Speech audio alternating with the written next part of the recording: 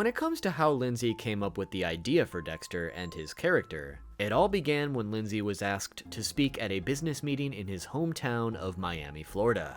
Specifically speaking on how the creative arts are important, and how crucial it is to read actual books from time to time. However, as he was looking out into the audience, he was entranced by how fake these businessmen were acting. Smiling when they didn't mean it, making sure to hand out all their business cards, lying to each other, chewing with their mouths full, etc. And while in this trance, a thought abruptly popped into his head, that maybe serial murder wasn't always a bad thing. Not exactly that he wanted to kill all these people himself, but the more he thought about it, the more he could find a way to justify it.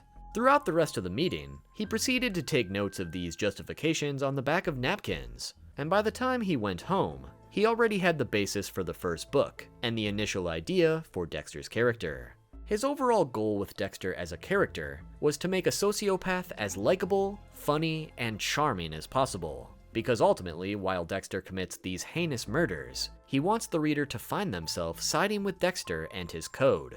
Because, for example, if Dexter is killing someone who disembodies children, he wants the reader to initially agree that that person definitely deserves to die. But at the same time they catch themselves siding with Dexter, he also wants them to have that realization that even if the person Dexter's killing might deserve it, they're still siding with a killer themselves, creating an interesting philosophical and moral debate within their heads as they read further, essentially creating the ultimate anti-hero and a sympathetic villain simultaneously.